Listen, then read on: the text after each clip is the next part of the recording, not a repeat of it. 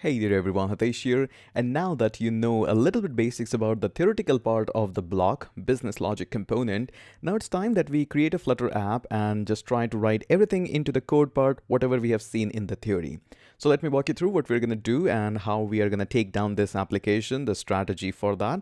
And on the screen, you can see that I have got a Flutter demo homepage, the default application from which the Flutter comes up. In case you want to follow along, I went into the Flutter exercise, the 14th project that we're creating, and then we are going to be having Flutter create block employee. So I named this one here.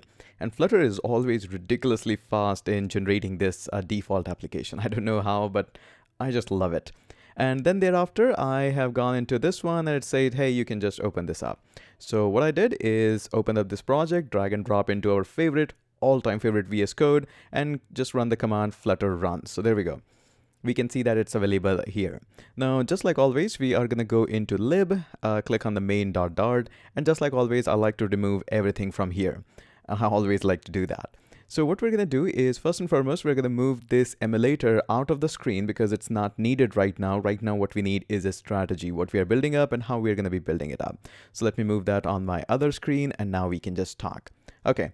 So the strategy is really simple. We're going to create an app which is going to hold employees, and we're going to give two buttons to these employees, thumbs up and thumbs down. So thumbs up is going to be certain percentage increase in the salary, and thumbs down is going to be certain decrease in the salary. We highly believe at our office that everybody should get bonus for their hard work. So that's what we are going to be doing up here.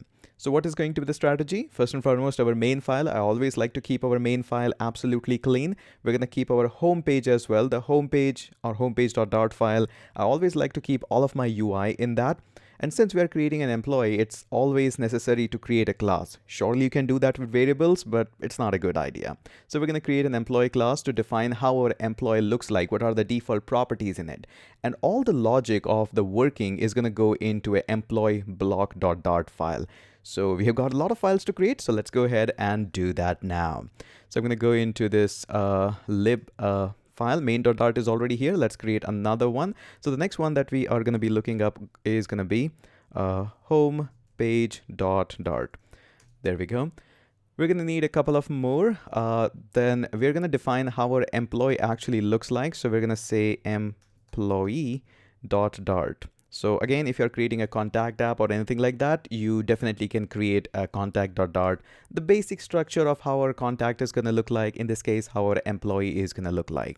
Then comes up the logic, the increment, decrement, editing, deleting, all the features that you want to put is going to go into something known as block.dart. And there's nothing very specific about the file name itself. It can be anything. So I'm going to just write it employee employee block.dart. Again, the reason why I'm calling it employee block, I always like if I'm creating an application with the help of block and anything that's significant with a block, I name that file as a block. Again, personal preference. Now let's go ahead and write a whole bunch of code just quickly there. So first and foremost, in the main.dart, I always like to import our very favorite, everybody's favorite material.dart. And once we have this material.dart, what we do next is create a simple empty object main. So we're going to do void main. And since this main method is not returning much of the stuff, we can directly go with a shorthand notation and call this as run app. There we go. Looks awesome. And this is going to call a class my app, and which is going to give us an error just like always because my app class doesn't exist. So we're going to create a stateless widget class for that. Let's go ahead and do that. I'm going to say st-less and hit tab there. There we go. And call this as my app. There we go. Everything is all happy. Now, just like always, we never like to return anything in the container. Surely some cases we do, but in most of the cases, what we'll be doing is calling this material app because it's so simple to handle. We want this one, hit enter. Now, what are the things? Title, and again, as I mentioned previous so many times, title is an exception. We don't expect you to pass on a text widget, rather a direct string up here. Let's call this as my employee app, whatever you like.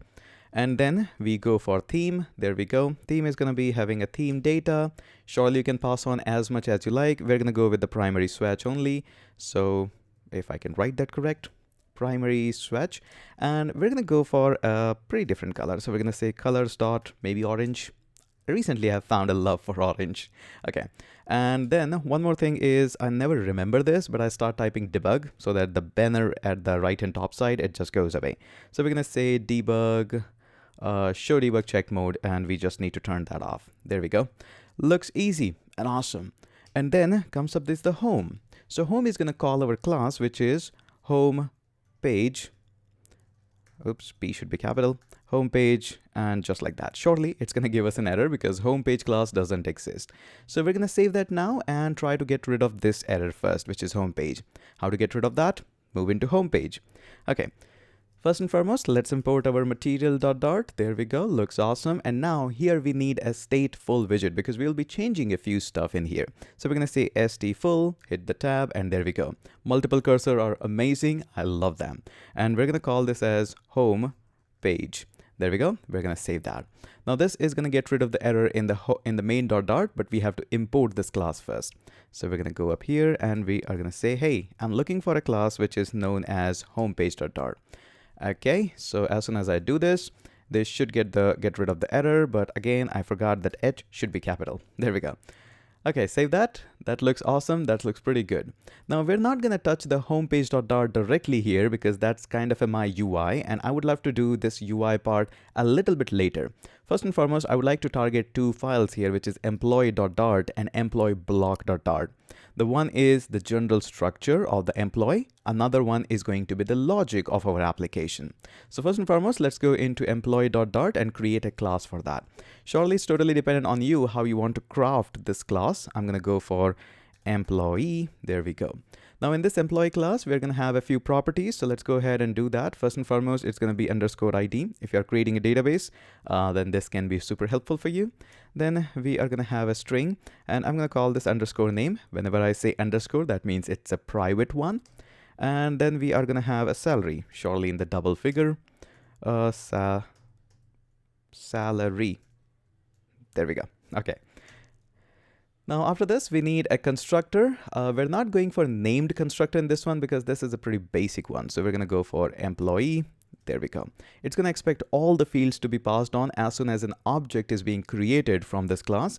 So what we can do is we can say this dot ID, then we can say this dot name, and we can say this dot salary. Okay, it looks pretty awesome, pretty amazing. Now what we need to do in such of the classes, I always expect that you create customized getters and setters. In some cases you can avoid this, but I don't recommend it. If you're creating a class or any app just like this, probably having a customized getter and setter is a good idea. So we're going to go ahead, create a setter. We are going to say ID. This is going to be responsible for handling the setter. So we're going to say int ID. There we go. And we're going to say this dot underscore ID is going to be equal to whatever the ID user passes it on. And surely since we have just these three fields, I would love to do a copy and paste. So copy this, paste that, and this one, and this one, this one. I'm holding my command key. If you're on a PC, hold down your control key to have multiple cursors. So we're going to get rid of that. And we're going to say this one is for name. Okay, multiple cursors. They look always also good. Okay, why are you having some issues? Looks like this one is because it should be a string. There we go. My bad. And there we go. It looks good. And we're going to hit enter one more time. There we go. This should be indented a little bit. There we go. And now again, hold down your command key or control key and click on a couple of places so that we can have multiple cursor. Remove this, and this time it's going to be salary. There we go. Surely salary is expected to be in double, so we're going to just change that. There we go. So this is all done for the setters. We have used the setters, and obviously we would like to get a getters as well. Now getters is going to be much more easier, not easier, kind of a less code. We're going to say getters. There we go. So getters is going to be simply int. We want a getter for ID, and this one is directly going to go return here this dot underscore ID. We don't want to go anything fancy in the getters to add more information. We're going to just replace that. So we're going to hit not Command Shift D, but we are going to write that. So this is going to be string, a getter for name that is going to directly return us this dot underscore name. Sounds good. Awesome. We're going to get one more double getter for salary. There we go. And this is going to return us directly this dot and underscore salary. There we go. So now our all getters and setters are ready. Surely if your class is more complicated, you might want to spend a little bit more time here, and that's totally okay. That's totally fine. And did I miss something here? Okay, we are using it in the constructor. Okay, anyways, we can figure out a couple of errors if we made any, no problem in that. So now this is all good, this is all okay. Now the next thing that's remaining is how we're going to use into this employee.blog.dot file. So we're going to do that in the next video. I hope you're enjoying it. Let's quickly catch up in the next video and write some of the logics in the block structure into this employee.blog.dot file. That's it for this video, and let's catch up in the next one.